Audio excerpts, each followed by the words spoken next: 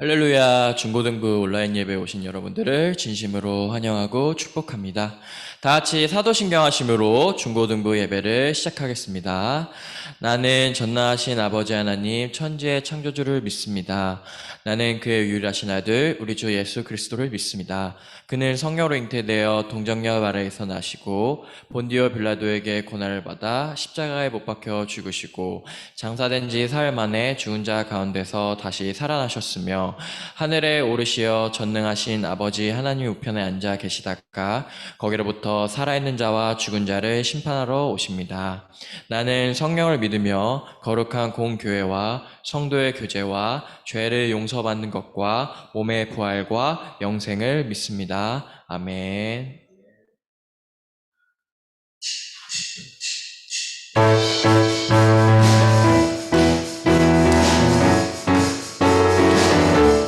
다 같이 주님께 박수치며 소리 높여 찬양 드리시면 좋겠습니다.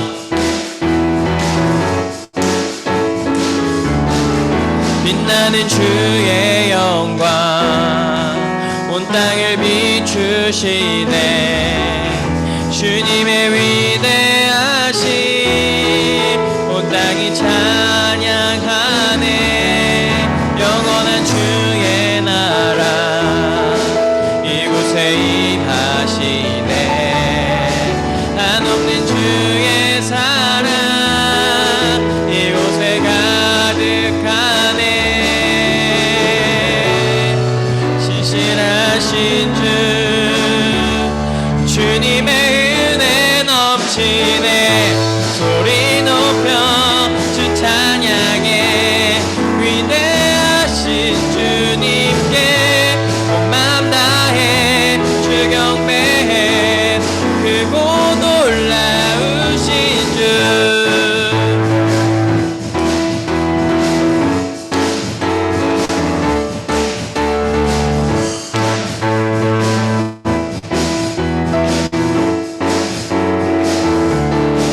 빛나는 주의 영광 온 땅을 비추시네. 주님의 위대하심 온 땅이 찬양하네. 영원한 주의 나라 이곳에 임하시네. 한없는 주의 사랑 이곳에 가득하네. 신실하신 주 주님의 은혜 넘치네. 소리 높여 주 찬양해. 위대하신 주님께 온 맘 다해 주 경배해. 크고 놀라우신 주. 소리 높여 주 찬양해. 위대하신 주님께 온 맘 다해 주 경배해. 크고 놀라우신 주.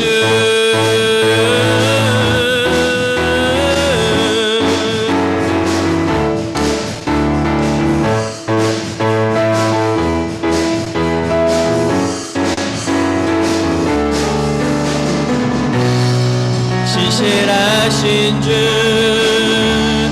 주의 사랑. 신실하신 주 주의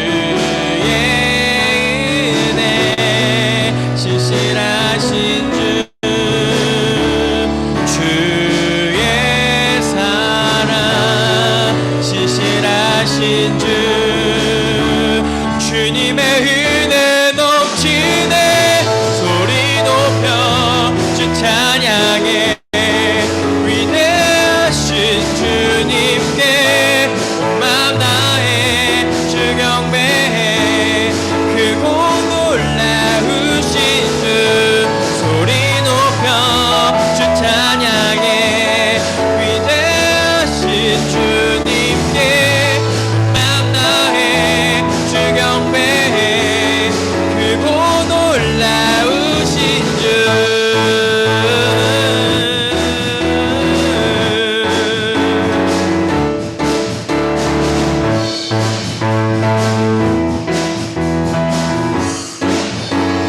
같이 하나님께 영광에 불러주시겠습니다. 할렐루야.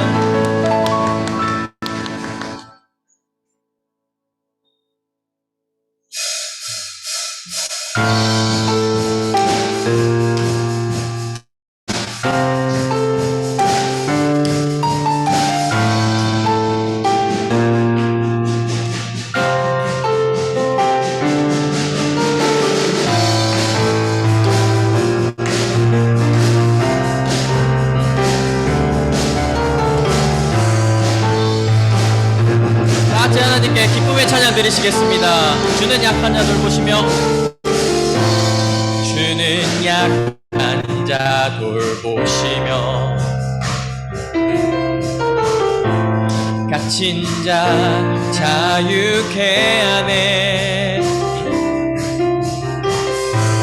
눈먼 자 보게 하시며 억눌린 자 자유케 해 새롭게 하시는 주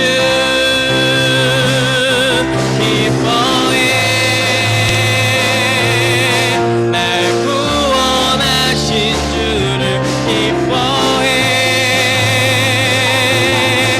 날 자유케 하셨네 기뻐해 나의 피난처 되시니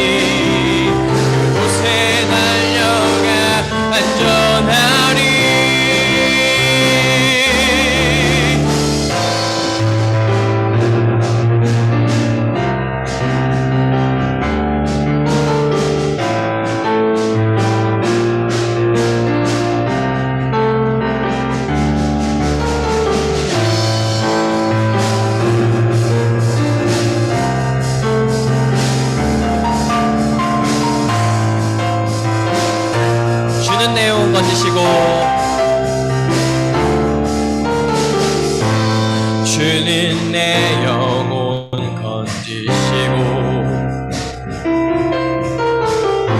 내 모든 죄 용서하셨네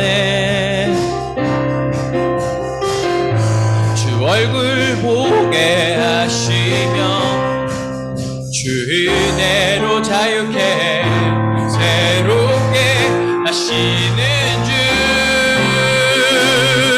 기뻐해 날 구원하신 주를 기뻐해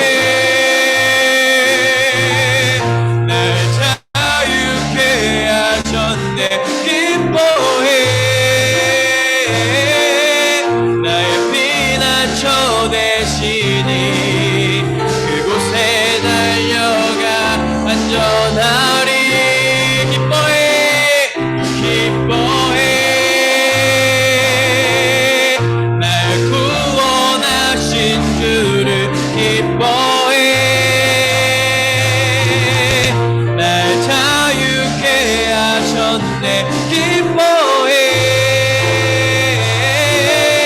나의 피난처 되시니 그곳에 달려가 안전하리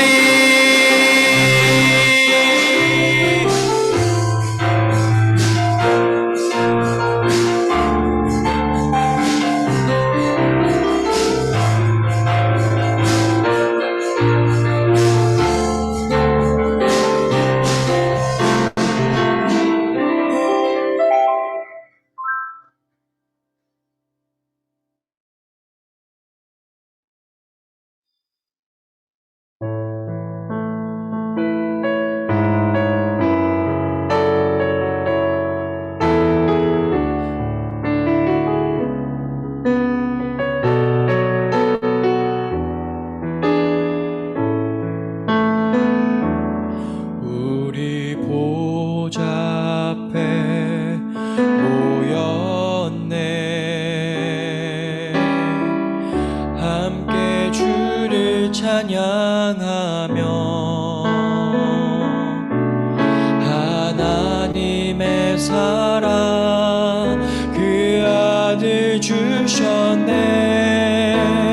그의 피로 우린 구원받았네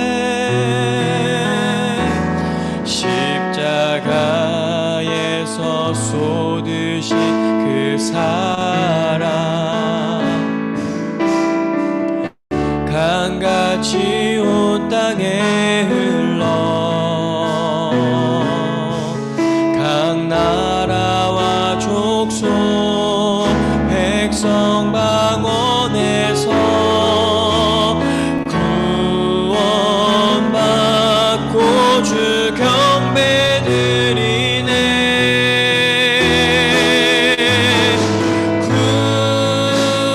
구원하심이 보좌에 앉으신 우리 하나님과 어린 양께 있도다. 구원하심이 보좌에 앉으신 우리 하나님과 어린 양께 있도다.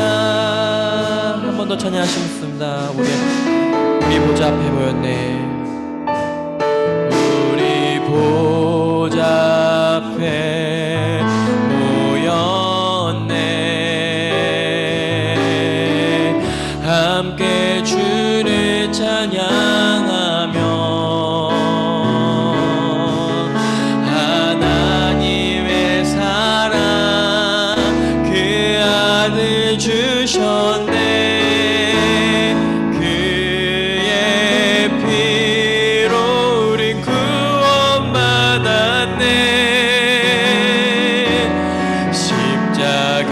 십자가에서 쏟으신 그 사랑 강같이 온 땅에 흘러 각 나라와 족속 백성 방언에서 구원받고 주 경배 드리네.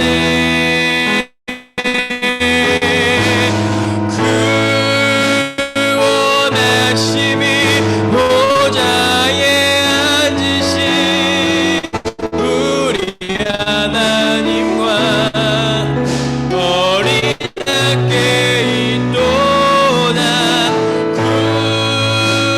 구원하심이 보좌에 앉으신 우리 하나님과 어린 양께 있도. 구원하심이 보좌에 앉으신 우리 하나님과 어린 양께 있도다.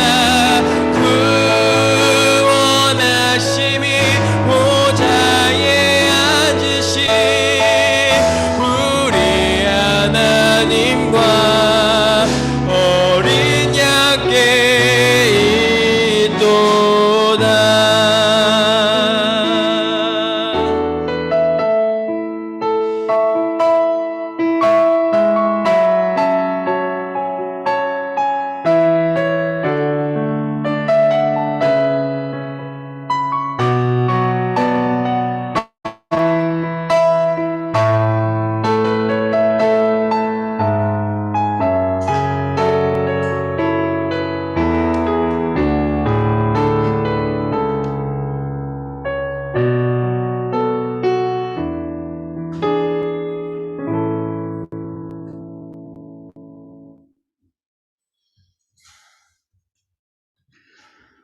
하나님 아버지, 이곳에 우리 신성복 교회를 허락해 주시고 우리가 중등부와 고등부의 이름으로 함께 예배드릴 수 있게 하심에 감사드립니다. 이렇게 모이기가 어려운 때를 거치면서 저희들은 신성복 교회라는 이름과 중등부, 고등부라는 공동체가 얼마나 소중한 것인지를 다시금 깨닫습니다. 매주 교회에서 만나던 친구들을 만나는 것이 당연한 것이 아니었고 내가 원할 때 언제든지 예배에 참석할 수 있다는 생각도 교만이었음을 깨닫습니다. 하나님 아버지, 우리 중등부와 고등부가 다시 예전처럼 모일 때에는 더욱 사랑으로 똘똘 뭉친 공동체가 되어 있을 것임을 믿습니다. 주님께서 가르쳐 주신 대로 한데 뭉쳐 주님을 찬양하고 기쁜 일은 서로 나누고 슬픈 일에는 함께 눈물을 흘리는 교회가 될 수 있도록 인도하여 주옵소서. 하나님 아버지, 우리 학생들은 지금 매우 어렵지만 중요한 시기를 지나고 있습니다.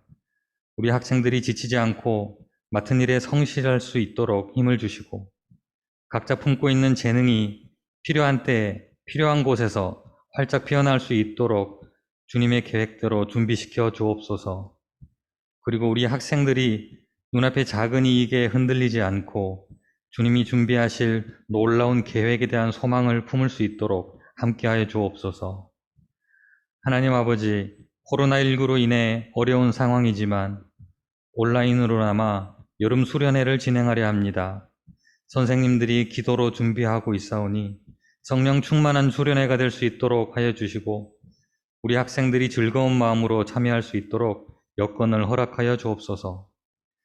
중등부와 고등부에서 교사로 봉사하는 주님의 일꾼들을 축복하여 주시고 말씀을 전하시는 전도사님께 성령 충만케 하시어 전하시는 말씀이 하나도 땅에 떨어지지 않고 우리 학생들의 마음밭에 잘 심기도록 인도하여 주옵소서. 감사드리며 예수님의 이름으로 기도드립니다. 아멘.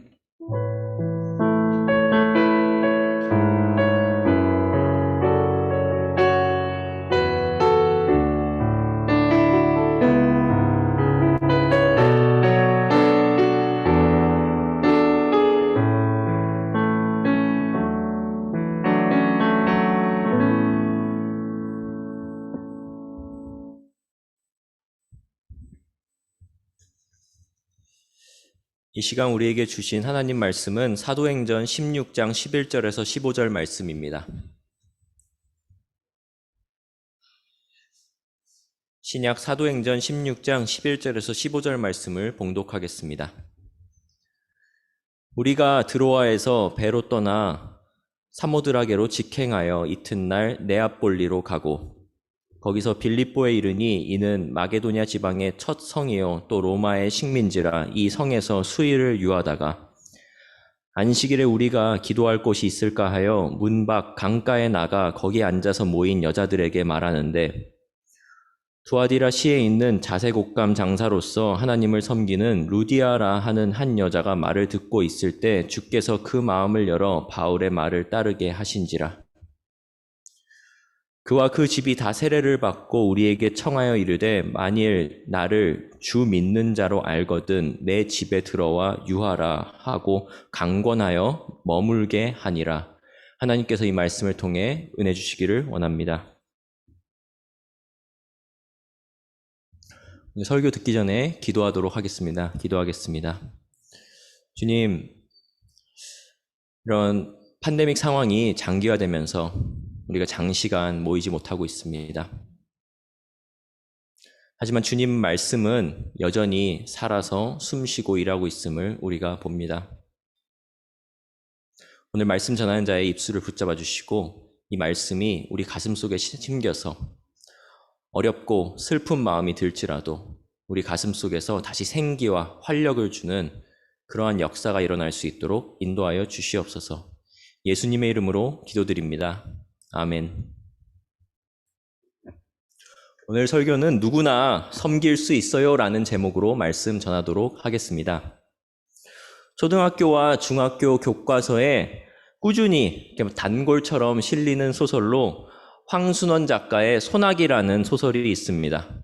여러분도 아마 고등학교, 중고등학교 학생이라면 한 번쯤 읽어봤을 것이라고 생각합니다. 소나기는 사춘기 소년과 소녀의 첫사랑을 다루고 있는데 안타깝게도 이 사랑은 제목 소나기처럼 소녀의 죽음으로 짧게 끝나고 맙니다.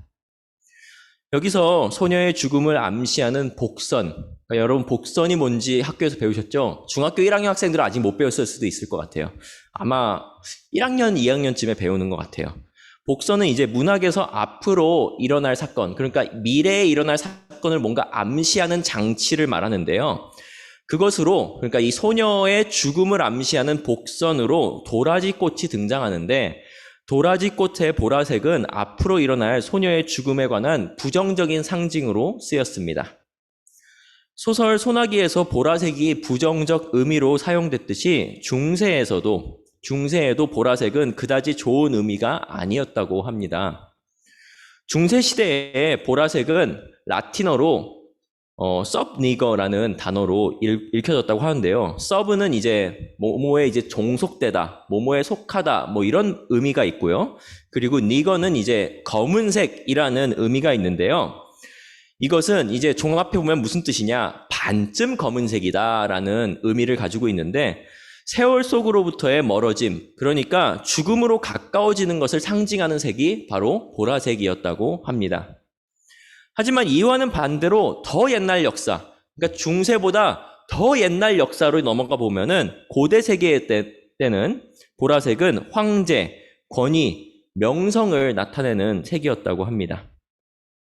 보라색을 물들이는 것은 매우 어렵고 비쌌으며 오직 높은 위치와 부유한 사람만이 이 보라색 염색을 할 수가 있었고요. 그리고 그런 사람들만이 이 보라색을 누릴 수 있는 자격이 주어졌습니다.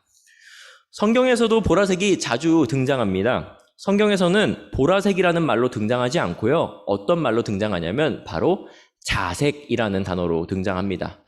자색. 뭐 우리 일상생활에서는 그렇게 많이 쓰는 단어는 아닌데 여러분 아마 마트에 가서 자색 고구마칩 이런 과자 봉투 보신 적 있을 거예요. 자색 고구마라고 하면은 이제 보라색 고구마를 뜻하잖아요. 그래서 여기서 이제 자색과 보라색은 같은 말이다라고 볼 수 있겠습니다. 성경에서 보라색은 이스라엘 백성들이 하나님과 만나는 장소인 성막을 짓는 재료로 등장하기도 하고요. 그러니까 성경에 이제 출애굽기에 보면요, 성막을 짓는 재료들을 전부 다 나열해 놨는데 자색실이 이제 들어가기도 하고요. 그리고 예수님께서 십자가에 못 박히시기 전에 로마 군인들이 유대인의 왕으로 조롱하는 의미로 입혔던 그 옷의 색깔이 바로 보라색 옷이었습니다. 그러니까 이 유대인의 왕 예수님을 어떻게 보면 여기서는 조롱하는 의미로 입혔는데 왕들이 원래 보라색을 입기 때문에 그 보라색을 왕으로 이제 조롱하는 표현으로 예수님께 입혔다는 것이죠. 그만큼 보라색 옷은 고귀함과 높은 위치를 상징하는 그런 색깔이었습니다. 그리고 그런 보라색 옷감을 판매하는 루디아라는 여인이 오늘 본문에서 등장합니다. 보라색 옷감 사업가, 그러니까 사업가라는 건 이제 이분은 CEO란 뜻이죠. 이 CEO 루디아는 지금으로 치면은 비싼 명품 부티크 대표 정도로 여겨질 수 있을 것 같습니다. 루디아라는 여인은 부유했고요. 그리고 부족함이 없는 사람이었습니다. 루디아는 빌립보라는 지역에 살고 있었는데 그곳에서 선교 여행 중에 있는 바울을 만났습니다. 때마침 바울 선교팀은 기도 장소를 안식일에 찾고 있었고 루디아는 이들을 섬기게 됩니다.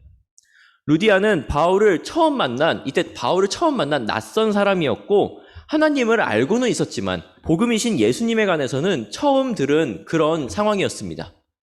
하지만 이런 처음 만난 바울에게 그리고 처음 들은 복음에 대해서 문을 열고 이런 생소한 상황임에도 불구하고 루디아를 움직인 것은 무엇이었을까요? 그리고 이런 루디아를 통해서 우리가 배울 수 있는 것은 과연 무엇이었을까요? 첫째로 우리가 알 수 있는 점입니다. 그러니까 첫째로 우리가 루디아를 통해서 배울 수 있는 점은요, 복음은 아름답다는 사실입니다. 복음은 아름다워요. 일반적으로 패션 업계, 특히 명품과 관련된 일을 하는 사람들은 굉장히 까다롭고 섬세한 성격을 가진 이들이 많습니다.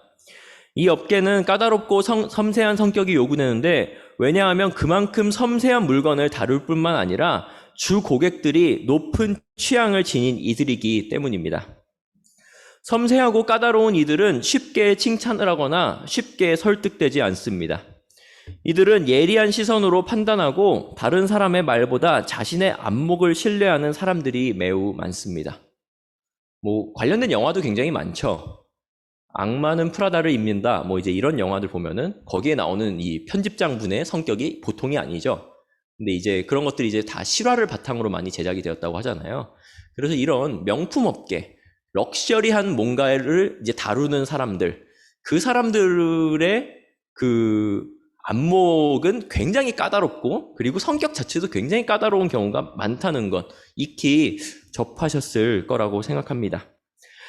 루디아의 성격은 알 수는 없지만 루디아의 직업적인 특성상 그리고 그녀가 상대하던 사람들이 부유층들이었기 때문에 루디아 또한 섬세하고 까다로웠을 것이라는 것을 우리는 유추해 볼 수 있습니다. 루디아의 직업은 품위를 지킬 수 있는 그런 직업입니다. 그는 굳이 많은 사람들과 어울리면서 살 필요가 없었고 그저 자신이 맡은 일을 하면서 고고한 태도로 살 수 있는 위치에 있는 그런 사람이었습니다. 그러니까 뭔가 많은 다양한 사람들 만나고 섞이고 그럴 필요가 없고요. 그냥 본인 좋아하는 거 하면서 약간 좀 사회와 조금 동떨어져서 살면서 고고한 이런 좀 위치의 사람, 그런 생활을 할 수 있었던 게 바로 루디아라는 이야기입니다. 어쩌면 루디아는 높은 권력자들보다 더 여유 있는 위치의 사람일지도 모릅니다. 높은 권력자들은 언제 자신의 권력이 빼앗길까라는 생각과 정치적 경쟁의 중심에 있었을 텐데 루디아는 그런 것으로부터 자유하면서 자신이 필요한 만큼은 다 가진 그런 사람이었을 것으로 우리는 말씀을 통해서 생각해 볼 수 있습니다. 일전에 한 연예인이 방송에 나와서 자신이 바라는, 꿈이라 하기는 좀 그런데, 자신이 바라는 게 뭔지에 대해서 얘기하는 것을 제가 들은 적이 있습니다. 조금, 웃겼는데요. 네. 그 사람의 바라는 것이 돈 많고 유명하지 않게 되는 게 자기 꿈이라 그러더라고요. 왜냐하면은, 유명하면은 그만큼 피곤한 일이 많다고 합니다. 물론 유명세를 즐기는 사람도 있지만 많은 유명세로 돈 버는 사람들은 어쩔 수 없이 계속 그러니까 돈을 벌기 위해서 유명해질 수밖에 없는 거라고 하더라고요. 그래서 돈은 있는데 유명해지지 않는 것, 그게 내 꿈이다라고 이렇게 좀 우스갯소리로 이야기하는 것을 들을 수 있었습니다. 그런데 여기서 루디아가 생각해보면 좀 그런 사람이 아닐까라는 생각이 들었습니다. 루디아는 돈은 많지만 유명하지는 않은 그런 사람으로 보입니다. 그런 위치에 있는 루디아는 사실상 아무것도 필요로 하지 않고 안정적인 위치에 있는 사람, 그러니까 복음에 크게 이제 이끌리지 않더라도 그냥 본인이 알던 그 하나님을 경외하는 마음으로 꾸준히 살아가면 되는 그런 사람이었을 텐데 왜 이런 사람이 복음, 예수 그리스도에 이끌렸을까요? 그것은 복음 그 자체에 아름다움이 있었기 때문입니다. 예수님의 복음에는 루디아가 다루던 아웃감 그 이상의 아름다움이 있었습니다. 세상의 물질 세계에서 가장 아름다운 소재 중 하나를 다루던 사람의 마음을 사로잡을 만한, 그리고 괜히 사람들과 엮이면서 귀찮은 일을 피할 수 있는 사람도 끌릴 수밖에 없는 아름다움이 어디 있었냐? 바로 복음이라는 그 가치에 있었습니다. 물론 복음이 일상을 갑자기 획기적으로 바꾸지 않을 수도 있습니다. 하지만 아름다운 복음을 받아들이는 순간 우리는 그 복음으로부터 체험을 받고 그리고 그전에는 이해되지 않던 하나님의 말씀, 이 신구약의 말씀이 전부 다 읽히고 이해가 되기 시작합니다. 두 번째로 우리가 루디아를 통해 배울 수 있는 점입니다. 우리는 하나님께서 마음을 열어주실 때 즉각적으로 반응해야 합니다. 하나님께서 우리의 마음을 열어주실 때 바로 그 즉시 반응해야 한다는 이야기입니다. 오늘 말씀의 14절입니다. 두아디라 시에 있는 자색옥감 장사로서 하나님을 섬기는 루디아라 하는 한 여자가 말을 듣고 있을 때 주께서 그 마음을 열어 바울의 말을 따르게 하신지라. 하나님께서는 바울을 통해서 루디아의 마음을 열어주셨습니다. 하지만 마음을 움직이시더라도 그 움직임에 반응하는 것은 각자의 몫입니다. 하나님께서는 마음을 여시고 반응하는 일까지는 우리가 하게 만들지는 않으십니다. 그분은 우리에게 기회를 주시고 우리에게 마음을 열어주십니다.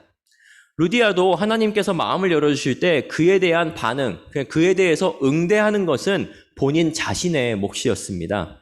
루디아는 다음과 같이 반응했습니다. 먼저는 그녀는 가족을 영적으로 섬겼습니다. 본문에 루디아는 가족들과 함께 세례를 받았다고 말합니다. 이 내용은 루디아가 가족들에게 복음을 전하고 함께 세례를 받았음을 의미합니다. 루디아는 자신만 이 복음을 알고 끝나는 것이 아니고 가족들에게 복음을 전함으로써 가족들의 영적 필요를 채웠습니다. 내가 알게 된 아름다운 복음을 가족들에게 전하는 일, 이것이 루디아의 첫 번째 반응이었습니다. 그러니까 마음을 열어주셨을 때 루디아가 행했던 첫 번째 반응이 가족들에게 전하는 일이었습니다. 두 번째 반응입니다. 두 번째로 루디아는 바울 선교팀을 섬겼습니다. 말씀에서 루디아는 바울에게 내 집에 들어와 머물라고 말했습니다. 이것도 그냥 가볍게 말한 것이 아니라 성경에서는 강권했다고 말합니다. 강권, 그러니까 강력하게 권했다고 말합니다. 루디아는 매우 적극적으로 바울 선교팀을 섬기고자 했습니다. 그의 적극적인 권유로 바울 선교팀은 유럽에 복음을 전하는 일을 더 잘할 수 있었고, 루디아 역시 하나님의 복음을 전하는 일에 쓰임받을 수 있는 그런 한 사람이 되었습니다. 하나님께서 마음을 여실 때 즉각적으로 반응하지 않으면 다음 기회는 언제 올지 모릅니다. 물론 하나님께서 우리에게 자비를 베푸셔서 또 한 번 기회를 주실 수는 있습니다. 하지만 지금 하나님께서 마음을 열어주실 때 반응하지 않을 때면 그것이 또 언제 기회가 올지는 모릅니다. 섬김은 나의 의지와 능력만으로 가능하다고 착각할 때가 굉장히 많습니다. 그러니까 내가 뭔가 능력이 있고 그리고 내가 하고자 하는 의지가 있으면은 나는 언제든지 섬길 수 있어 라고 착각할 때가 굉장히 많아요. 하지만 섬김은 하나님께서 기회를 주시고 마음을 열어주실 때 즉각적으로 반응하는 그 타이밍이 굉장히 중요합니다. 하나님께서 정하신 때와 우리의 결단이 만났을 때 진정한 섬김의 열매가 나타납니다. 세 번째로 우리가 루디아를 통해 배울 수 있는 점입니다. 세 번째로 우리는 각자의 가진 것으로 섬김을 행해야 합니다. 우리 각자가 가진 무언가, 각자가 가진 어떤 것으로 그것으로 섬기는 것을 배울 수 있습니다. 루디아의 이야기를 들어보면 루디아는 섬길 만한 여건이 되니까 섬기는 것이 아닌가라는 생각이 들기도 합니다. 아까 뭔가 루디아는 부유한 사람이라고 말한 것 같고, 그리고 루디아는 뭔가 섬길 수 있을 만한 지금 재력과 여건이 되니까 섬기는 것 같은데, 나는 가진 것도 그리고 나는 그다지 이룬 것도 없는 것 같은데 어떻게 섬기지라는 생각이 이 루디아의 말씀을 통해서 들 수도 있습니다. 하지만 섬김은 훌륭한 재능만으로 하는 것은 아닙니다. 물론 내가 가진 전문적인 재능으로 그리고 내가 가진 넉넉한 재정으로 섬기는 일도 굉장히 좋고 귀한 일이지만, 그렇다면 그것만이 섬김이라면 섬김은 정말 부담스럽고 경직되고, 그리고 서로에게 하는 사람도 그렇고 그리고 뭔가 섬김을 받는 사람도 그렇고 굉장히 좀 고통스러운 일이 될 것입니다.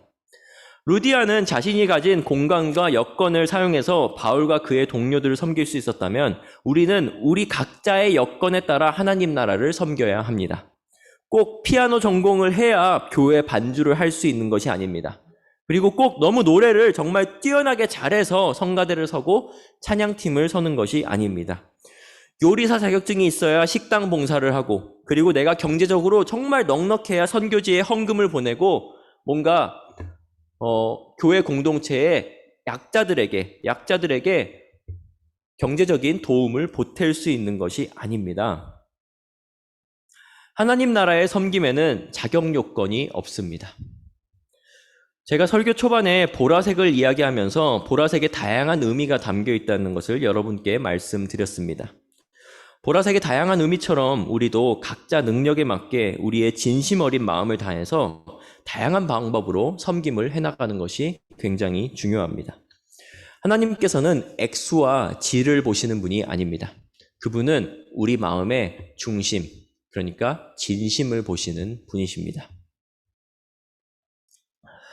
예배를 드리는 여러분의 대부분, 그러니까 지금 우리 줌을 통해서 예배드리시는 대부분은 아마도 루디아처럼 일터에 있으면서 하나님 나라의 일을 돕는 일을 앞으로 해나갈 것입니다.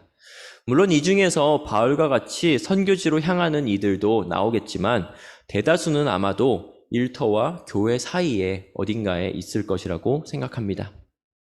선교지를 향하는 이들도 굉장히 귀하고 중요하지만 루디아처럼 자신이 가진 것으로 섬기는 모습도 오늘 말씀에서 훌륭한 제자의 모습이다라고 우리에게 비춰줍니다. 주님께서 주신 아름다운 복음의 완성은요, 복음을 접한 사람이 바로 반응하고 그리고 각자 가진 것으로 섬길 때 그것이 더욱 빛을 발하게 됩니다. 그러니까 복음의 빛은 우리가 하나님의 음성에 즉각적으로 반응하고 그리고 우리가 가진 것으로 섬기고 우리가 가진 것으로 복음을 전파할 때 그때 더욱 빛을 발하게 된다는 이야기입니다. 예수님께서는 우리 예배를 드리고 있는 우리 공동체 한 사람 한 사람을 빠짐없이 찾아오시고 그리고 빠짐없이 우리 마음 가운데서 문을 두드리셨습니다. 그리고 우리 모두 다 예수님의 이름으로 다른 이들을 향해서 가라고. 누구누구야? 너 이 말씀 듣고 나아가라. 내가 너에게 준 이 복음을 가지고서 떠나가라. 라고 이렇게 말씀하셨습니다. 루디아가 자신이 가진 것으로 하나님의 마음을 열어주셨을 때 곧바로 그녀가 가진 것으로 섬겼듯이 우리가 비록 루디아만큼은 안 될지라도 루디아만큼 넉넉하진 않을지라도 그 넉넉한 게 중요한 게 아니라 특별한 재능이 중요한 게 아니라 지금 내가 가진 것으로 진심을 다해서 교회 공동체 이웃들을 섬길 수 있는 우리 신성북교회 중고등부의 저와 여러분이 되기를 간절히 소망합니다. 기도하겠습니다.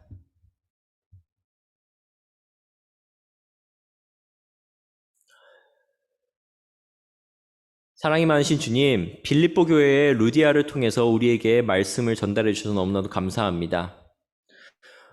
루디아가 비록 일반 성도로서 그리고 일터와 교회 사이에 있는 그런 사람이었지만 그가 하나님의 제자로서 그리고 하나님의 일꾼으로서 쓰임받는 모습을 볼 때 우리에게 참 위로가 됩니다. 우리 모든 한 사람 한 사람들이 학교에서, 일터에서 어떤 곳과 그리고 교회와 걸쳐서 이런 머물러 있는 사람들이 많습니다. 우리가 우리의 가진 것으로 우리의 지금 주어진 여건 안에서 진심으로 하나님을 섬기길 소망합니다. 진심으로 우리의 이웃들을 섬기길 소망합니다. 우리의 섬김이 왜곡되지 않게 하시고 그리고 우리의 섬김이 진심과 정말 진정함이 담길 수 있도록 주님께서 함께해 주시옵소서. 교회에 나오지 못하는 우리 한 명 한 명의 영혼들을 주님께서 위로해 주시고 그리고 비록 우리가 나오지 못하더라도 지금 각자의 자리에서 임하시는 그 성령의 임재하심을 체험하고 그리고 성령님을 통해서 우리가 정말 예수 그리스도를 다시 한번 깨우치고 알아갈 수 있는 우리 중고등부 될 수 있도록 이끌어 주시옵소서. 감사드리며 우리 주 예수 그리스도 이름으로 기도드립니다. 아멘.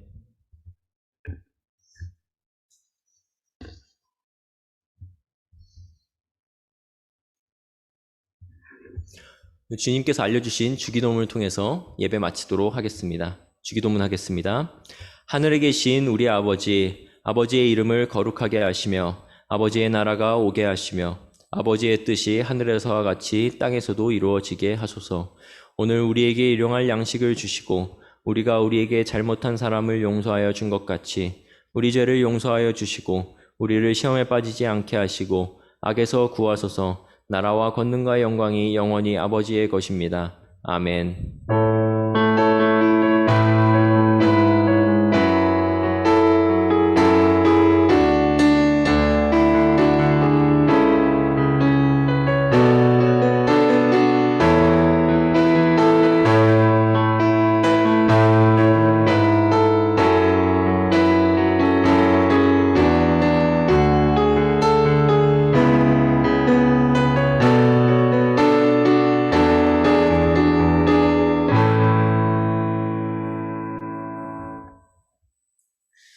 오늘 예배에 함께 해주신 우리 줌으로 참석하시는 우리 중고등부 학생들, 선생님들 모두 너무나도 감사합니다.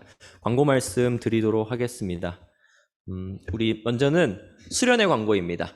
수련회 제가 포스터랑 그리고 수련회 일정표도 올려드렸죠. 수련회 신청서 또한 올려드렸습니다. 수련회 신청서 링크 꼭 접속하셔서요. 참석하시는 분도 신청서 써주시고 그리고 참석 못하신 분도 못한다고 신청서 작성해 주세요. 그래서 신청서 꼭 작성해 주시고요. 우리가 수련회를 통해서 더 하나님을 알아가고 말씀을 알아가고 우리의 깊이를 더 쌓아갈 수 있는 시간 되었으면 좋겠습니다. 비록 우리가 모여서 했으면 더 좋겠지만 그렇게 드리지 못하더라도 우리가 온라인 이 수련회를 통해서 각자의 처소에서 우리 또 나름대로의 은혜 받는 시간 수련회를 통해서 가졌으면 좋겠습니다.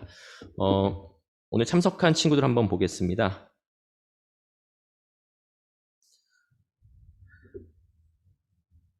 오늘 현민이, 찬종이, 재서, 선기, 하민이, 민석이, 재다, 혜원이, 채은이, 나윤이, 진모, 진욱이, 유빈이, 가연이, 다인이, 은채, 재하, 채경이, 진휘, 주한이, 태인이, 결이, 나영이 이렇게 참석해 줬네요. 우리 여기 참석해준 친구들 모두 다 신청서 꼭 작성해 주시고요. 네, 우리 수련회 되도록 함께 할 수 있으면 좋겠습니다. 여러분 부담되지 않게 하루짜리예요. 정말 당일치기니까요. 좀 바쁘더라도 그 일정 좀 내려놓고 이 시간은 정말 우리가 좀 하나님 말씀으로 다시 채워지고 좀 회복될 수 있는 시간으로 올려드렸으면 좋겠습니다.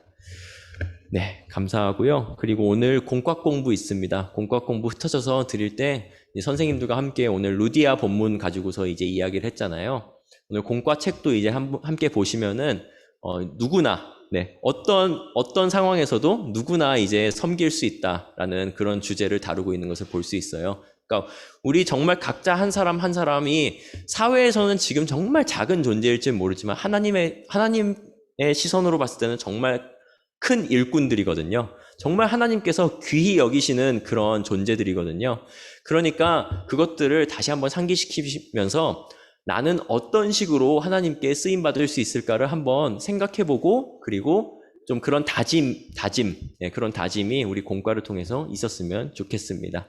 네, 정말 더운 여름인데 예배 참석해 주셔서 너무나 감사하고 그리고 건강 잘 지키시고 우리 사회적 거리두기가 이 4단계가 2주 더 연장되었는데 언제 우리가 다시 모여서 예배 드리는 날이 올지는 모르지만 우리가 정말 잠잠히 묵묵히 기다리면서 하나님 예배 그 예배의 끈 놓지 않을 수 있는 저와 여러분 되었으면 좋겠습니다. 우리 모두 공과 공부로 흩어질게요. 우리 다음 주에 만나요. 안녕.